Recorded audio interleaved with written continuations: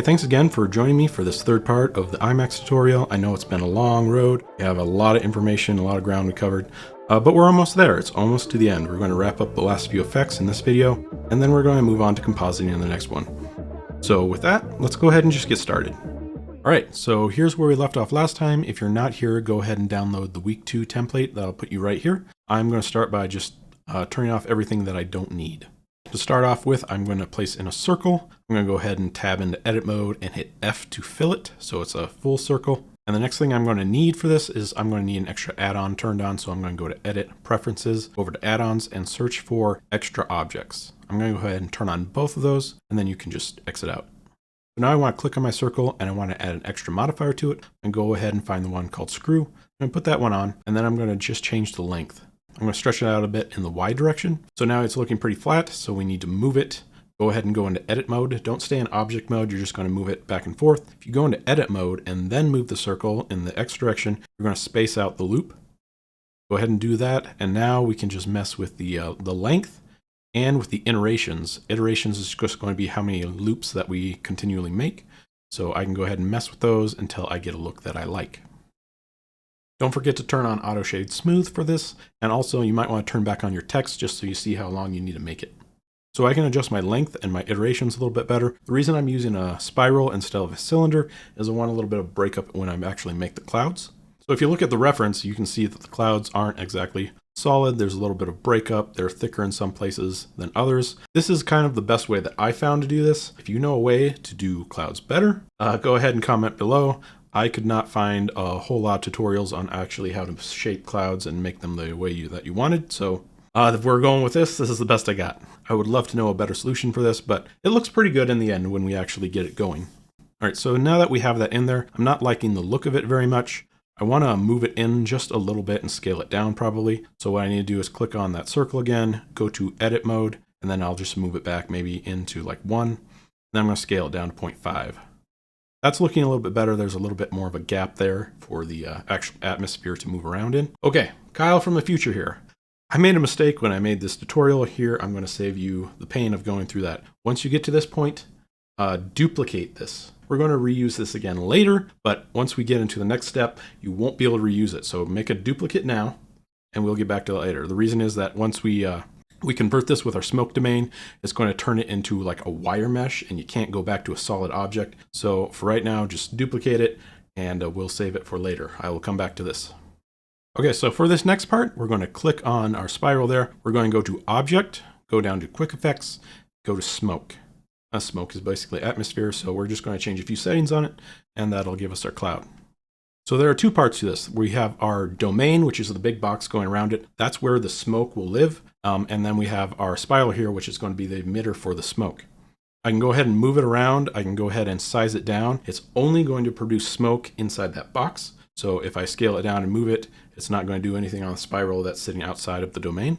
Something interesting to know is that if you go on your spiral and go to your modifiers tab, there's actually a modifier on there called fluid. So you could just click on your spiral, add in the fluid modifier and build it from there, but quick effects is a lot faster, so that's why we're doing it that way. And if we go to our domain and then we go over to our shading tab, you can see it's actually a volumetric shader on it. A lot of tutorials work it this way. They'll just create something and then go to the shading tab and add in a volumetric, get rid of the principal shader. We're essentially doing the same thing, but I think this is a much easier way to approach it. Now, if I go back to layout and I move through it a little bit, probably back to the first frame, let's see if we can actually see it. So there's our smoke, and it's huge, and it's making all these big, dense patterns. You can kind of see them. They're like layers, and that's basically what it is. It's just a bunch of little layers in between. Now we can change this and make it look a lot better. We can go to our domain, go to our physics tab, and then we can go ahead and change a few parameters here. Let's go ahead and choose a place to save it first. So I'm just going to create a folder for it. Go ahead and change the frame range. Well, I'll just make it the whole length of the comp. You could have it cut off as soon as the camera's through it. That doesn't really matter. So we're going to want to cache this and bake it eventually, but right now you can just set it to replay and click on is resumable. And if you make any changes, make sure you go back to the first frame. Otherwise, you won't be able to see anything. It'll just be blank. But if you return to the first frame, then it'll play through it again. So now let's go ahead and go down to our field weights.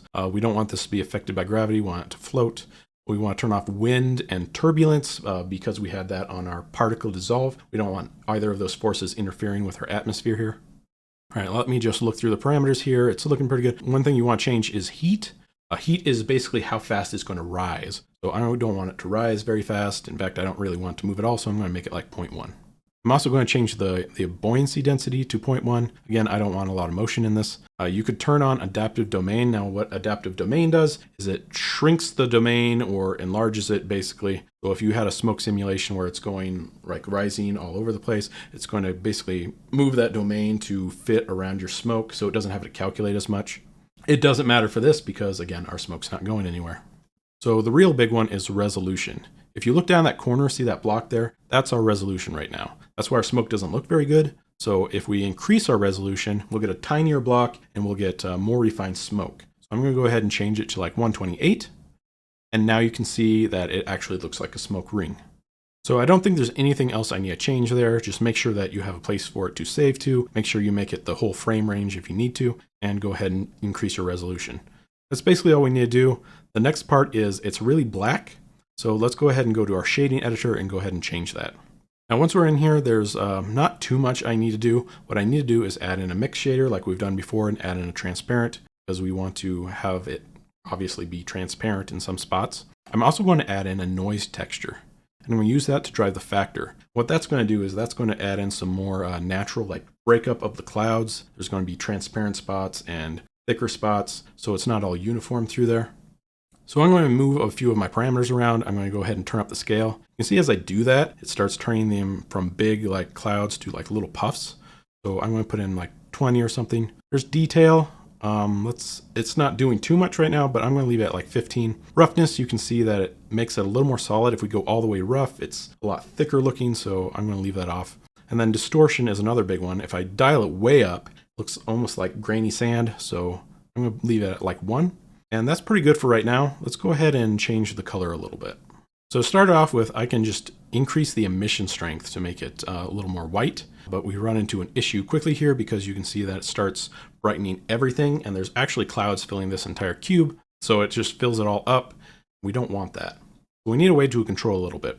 So to help control this a little bit more, I'm going to add in a few nodes. I'm going to put in the volume info, kind of like the object info that we've used previously. And I'm going to manipulate that with a color ramp. And then I'm going to go ahead and plug that into emission strength because that's what we're trying to control, that emission strength. Color ramp will give me a little bit more control over that 0 to 1. It's a little bit finicky right now, so I'm going to do what I've done before. I'm going to add in a multiply, just kind of fine tune that. Let's set it to like 30. And you can see that it starts making those clouds look a lot better. And one other thing we can do is we can mess with this density, and you can probably just even turn it off down to 0 if you wanted to, because we're kind of controlling this with the emission right now anyway. One thing to note is you're probably not going to know how this looks until we render at least a frame of it out to get the actual look. This might be too thick, this might be not enough, so you'll never really know until you render it. All right, so now I'm just going to rename everything so I know what it is, and then I probably need to go back to frame 1. You can see my smoke disappear there. So this is a glitch I'm leaving in here. You haven't done anything wrong if you get just a big block of smoke. It's just Blender glitching out on you. The way I resolved it is I just hit Control Z to go back 1 and then hit Control Shift Z to go forward 1. It's just a glitch in Blender. You'll run into this with smoke simulations every so often. So save often. And of course, the benefit of using a screw modifier is that we can actually adjust it later. We can change the iterations or the length on it. So go ahead and do that. Get a look that you want. You want it more spaced out or you want it more clustered together, go ahead and change that. So now I'm just going to turn on everything and then I'm going to, use the camera and fly through it just so I know what it looks. I don't really know what it looks like right now. So I want to turn everything on, get a sense for how it is. One thing I notice at the very end where the camera is turning, we turn into the fog. So I'm going to have to move my domain just a little bit, just on the other side of the camera so that doesn't happen. Another thing you might notice is the clouds are glowing quite a bit. A lot of that is due to the lighting that we have in there. It's not too big of a deal because we're going to export all these out later so we can change the brightness of each individual part. But there's really no way in Blender to say, hey, I want this object to get light. I want this object to not have the light on it. You're kind of stuck with that, but we will get around it with render passes later on. Okay, so now I'm going to go ahead and make sure that I have a location saved, and I'm going to go ahead and change it to uncheck resumable and change to modular so then I can bake it. If you have it on replay, this confused me for the longest time. You will not have the bake option. So if you're going through there, you're looking for it and you're like, I don't have an option to bake this, it's because you have it on replay. Go ahead and change it to modular and that should pop up. And I'm going to go ahead and bake it so that we can see what it looks like. All right, so once it's baked, it should play back smoothly instead of chugging along like it used to, because everything is calculated now. It doesn't have to run through that anymore. You can see it looks pretty thick. If I go to my shading editor, I can change the color of it. If I go on a mission, I can change the color, and I can go over to that multiply and I can turn it down, make it a little bit thinner. I'm going to leave it pretty high for now. Just go with what we have, because I know once I get it into Resolve, then it'll probably look a lot thinner. So I'm going to go ahead and render this out, and then I'm going to see what it looks like. Okay, so now I have it in Resolve, and yes, I can tell that it's way too thick. So if we go back into Blender, we can turn that down quite a bit. The other issue that you may have noticed is it looked kind of blocky. So I'm going to go ahead and add in a modifier to our spiral there. I'm going to just go ahead and add on, say, like a subsurface division. So now that that's smoother, I'm going to go ahead and render out a single frame to see what it looks like. And you can tell we have an issue. We can see some geometry here. And you know what my mistake is that I left the render on. So if I go over to my emitter here, I need to turn that off in the render. Make sure anything that you don't need is turned off. Turn that little camera icon off so it doesn't appear. Let's go ahead and render that out again. And you can see there it's fixed. Now it looks a lot better. All right, so let's turn that down once again and go ahead and render it out. And that's looking pretty nice. We have some transparency there. It's looking very cloudy. All right, so here's the full animation rendered out. It's looking pretty good, and I say we're almost there. We have a few more things that we need to do. If we pull up our reference here, you can see there's all these little glowing orbs that kind of just float around in the cloud. There's, of course, that comet that we're going to do. And then there's these shooting stars. There's actually another piece of this. It's actually glowing on the clouds. You can see it glow as it goes through them. I couldn't find a way to do that. If you know of a way to do that, let me know in the comments below. I'd love to get that effect in there. One more note before we get started on that. There's one more effect that we're not going to cover in this video, and that's all these shooting stars flying at this number here. I've only seen one person be able to do that. It's with geometry nodes and simulations. It's not currently in Blender. By the time this video comes out, I think Blender 3.5 will have the simulations in it, and it will be out. If we're to that point, I'll go ahead and make an addendum video at the end of this series going over this effect. But it won't be covered in this video. We're going to cover all the other ones. All right, so let's go ahead and start with the shooting stars. They're pretty easy. I'm just going to go ahead and turn everything off because I don't need it. I don't want it in the way. And then I'm going to go to that particle shape. Remember the particle shape that we used for our dissolving text? I'm just going to reuse that. I'm going to duplicate that. I'm going to move it to like -40. And then I just need to offset it a little bit and line it up with my reference. Now that's a little bit tricky. I'm going to have to go with the first frame and the last frame. Best solution I found is to add in a couple of keyframes, move them far enough apart and try and match the speed. Get the speed matching correctly with your reference, and then go ahead and find a frame somewhere in the middle, and then go ahead and move it in the Z and the X direction until you get it lined up. And that should give you a pretty good imitation of what's going on there. So I'm going to go ahead and do that, and then I'm going to make more for all the other shooting stars. I think there's 5 total. And then I'm just going to keyframe all those and move them around. There's really nothing new here. It's just a bunch of glowing orbs that we're going to animate. The one thing I did do is once they get past the 2, I had them turn off basically. I put in a transparent shader and then I keyframed that so they disappeared, because otherwise you have a bunch of glowing orbs just sitting in the background. With that, that's all there is to making the shooting stars. Again, we're going to add in kind of the lens flaring effect inside Resolve. All right, let's get started with our atmospheric particles, our Stardust. For that, remember that I had you duplicate that spiral. Here's where we're going to use it. So go ahead and grab that one, rename it to like Stardust emitter. What I'm going to do is I'm just going to add in a sphere, and then I'm just going to grab the material from like our dissolve texture and just apply that. And go ahead and make it its own. Essentially going to be the same. It's just going to be blue and glowing. We have made a lot of those materials by now, so take your pick. One thing to know on this is we need to convert this to a solid mesh now. And that's going to mean applying all our modifiers so that it's just not a modifier, it's a mesh. If I don't apply it, you can see here, if I put on a particle system, it's just going to emit from the circle, because that's all the real geometry that we have. The rest are all modifiers. So we need to apply our modifiers to get an actual mesh for these to emit from.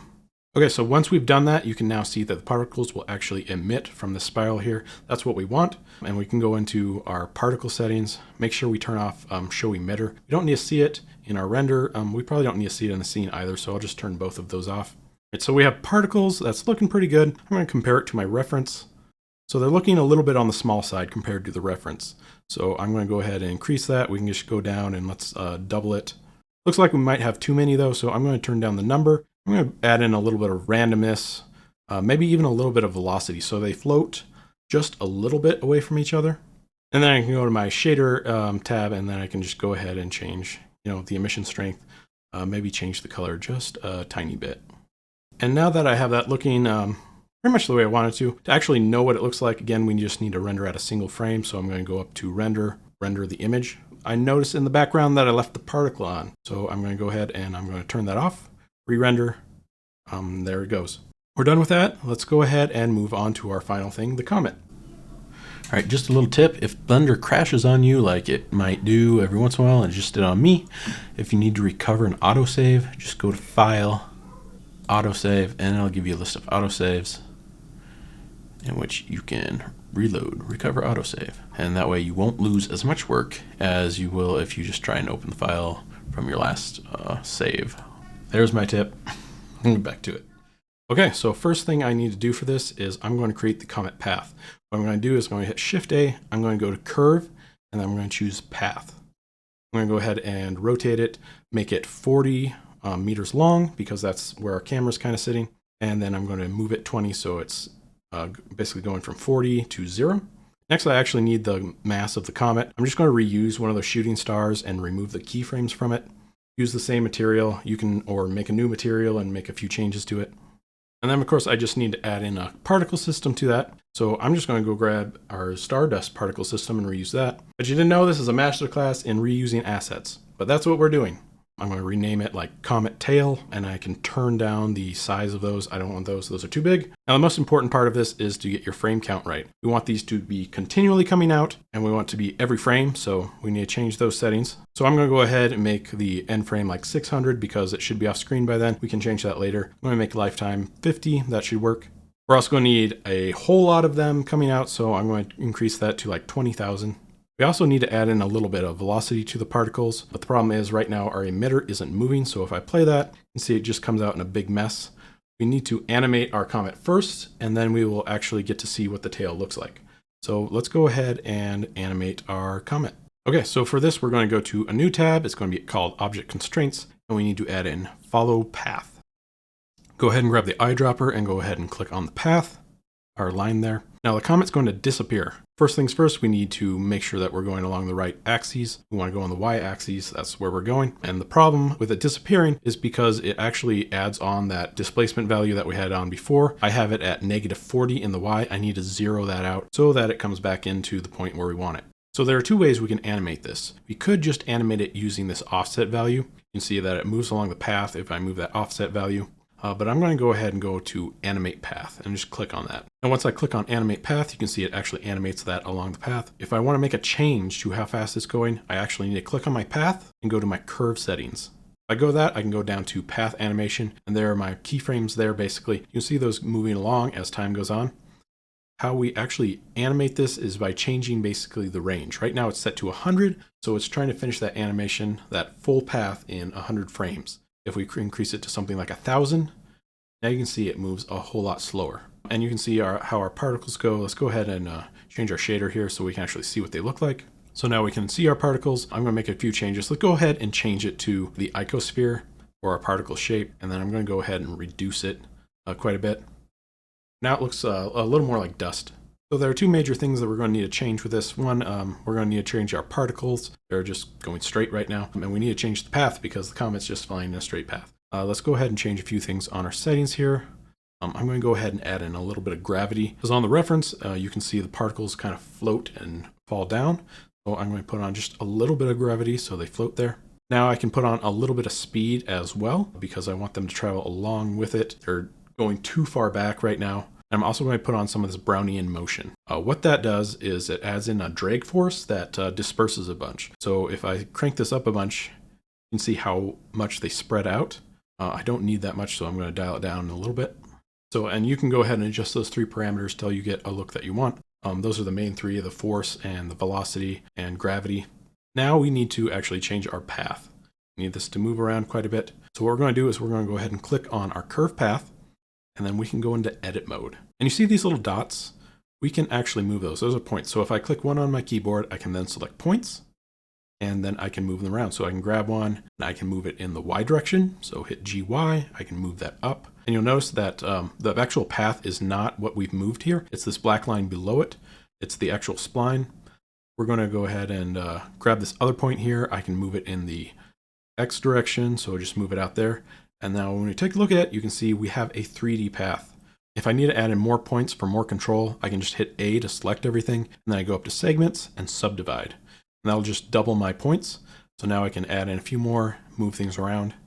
I'm going to go ahead and match this with my reference a little bit more, and I will be back in a second. All right, so here's my crazy looking path. This will actually give you the animation of the comet moving around, matched to my reference. It's not exact. You can see that the speed is off a little bit. If you need to change speed of a portion, you can just go into edit mode, grab the portion that you want, and you can either move points closer together or further apart, change the speed of that section. Remember, it's going to try and get to the end in the same amount of frames. By moving the points closer or further apart, we can change the speed of that segment. Right, you can mess with this path a little bit more if you want to. I'm pretty happy with the way it came out. I'm going to go ahead and bake all my particles, and then I'm going to render this out. All right, this is our final animation. It's looking great. We've put all the parts together. Now we just need to get it in Resolve. And we're going to do that in the next video. I'm going to show you how to export out different layers and then bring them in so we can make small tweaks inside of Resolve and put it all together. Thank you for watching. Remember to do some dabbling of your own, and we'll see you next time.